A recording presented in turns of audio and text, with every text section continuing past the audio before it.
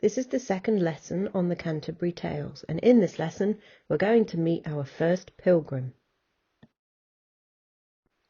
So before we begin, here are a couple of recap questions on last lesson. So on your classroom, if you could complete these questions in the Google form.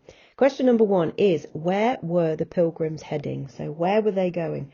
And it's not enough to say Canterbury. So I want to know more specifically where the pilgrims were going.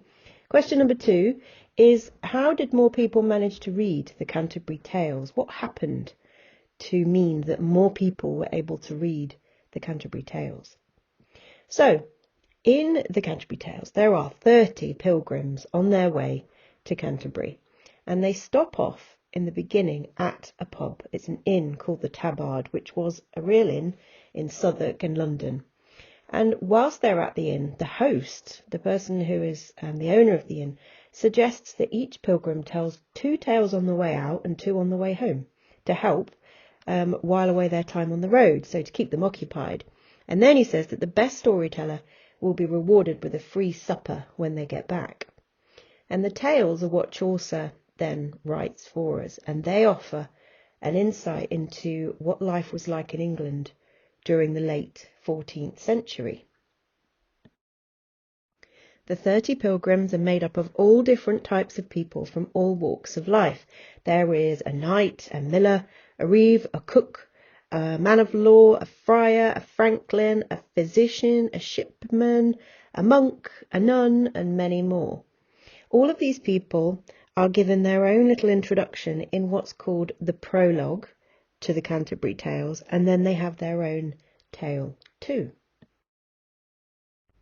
The Canterbury Tales was hugely popular in medieval England, not just because there were quite a few copies in existence, but mainly because the tales were written in Middle English.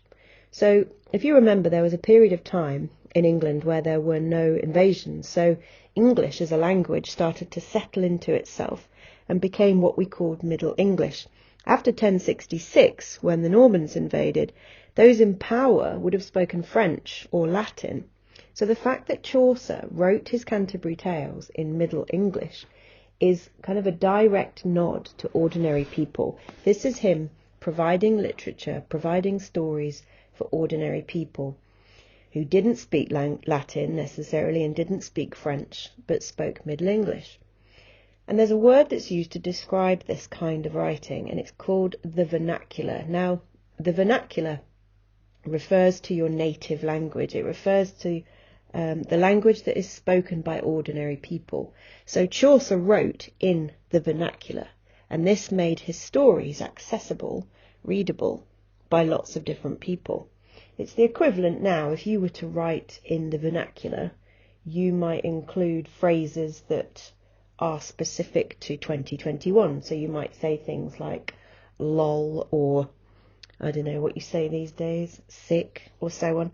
So you write in a language that ordinary people are familiar with. That's what the vernacular is. It's everyday speech. The stories and the language reflected, therefore, the lives of ordinary people. And the tone, what's really interesting, is Chaucer would vary his tone, the way that he described these people, between mockery and sarcasm to warmth and good humour. And it was very similar to what we would now call observational comedy. So if you think about TV programmes that you may have seen that follow a series of individuals, and there's almost like a sense of they're funny, they're amusing people, but you're supposed to be fond of them. Like, you're supposed to find them funny, but you're also supposed to be quite fond of them. And that's kind of where Chaucer was coming from. He wrote about people, he observed them carefully, he observed their flaws, but he also noted and observed the fact that they were to be celebrated. Everybody's different. Everybody's got something to bring to the table or bring to the pilgrimage, and that's what he wanted to record. The first pilgrim that we will be looking at is the Squire. So your first job, question 3 on your Google form, we would like you to research the role of a squire and write up for your teacher. So if you find out what a squire did, so you might know, because some of you might already be quite familiar with these things, but if you're not sure, find out what a squire did. What was the role of a squire?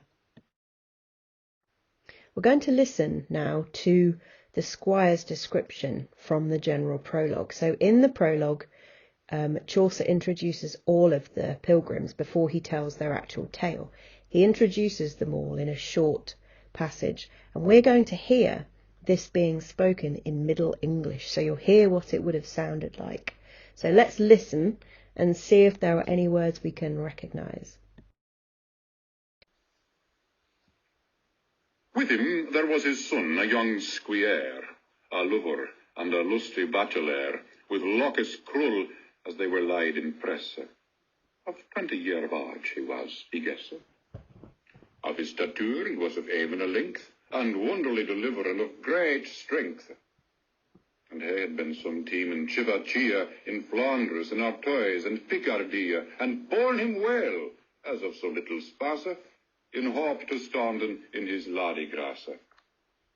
Embroidered was he, as it were a maid, all full of fresher floures, wheat and red.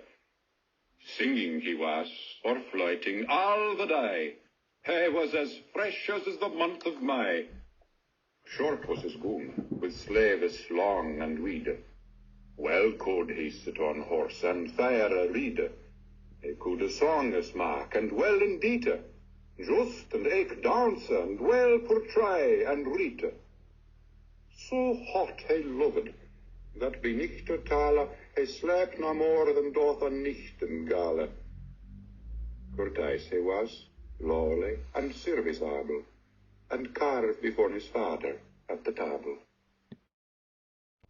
So that was a reading of the squire's description in the general prologue, and it was read in Middle English. Now, what's interesting is you can hear in that reading the influences of all of those other countries that invaded us at one time or another. There are times when you listen to Middle English, there are times when it sounds like it comes from Northern Europe. There are times when it sounds like it comes from mainland Europe. It's really interesting listening to all of the mix of languages that have clearly gone into that. So here's the translation. In a moment, you're going to answer some questions based on this translation. There may be some words in here that you need to research a little bit further, and I've highlighted those to let you know the ones that you might want to have a look at. But after you've read this through, there are some questions on the next slide that we would like you to have a go at on the Google form in your classroom. So the translation is, his son was with him. So that's the son of the knight. His son was with him, a young squire, a lover, and a lusty young soldier. His locks were curled as if laid in a press. He may have been 20 years of age, of average height, amazingly nimble, and great of strength.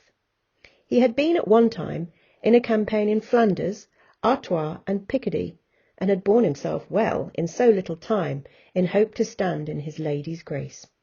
His clothes were embroidered red and white like a meadow full of fresh flowers. All the day long he was singing or playing upon the flute. He was as fresh as the month of May. His coat was short, with long wide sleeves. Well could he sit on a horse and ride, make songs, joust and dance, draw and write. He loved so ardently that at night time he slept no more than a nightingale. He was courteous, modest and helpful, and carved before his father at the table. Here are your final questions. What does the squire look like? What did we learn about his appearance? What sort of clothes does he wear? What kind of skills does he have? How does he behave and act? And what has he achieved in his life? So these questions can be answered either on paper or on the Google form on your classroom. Enjoy!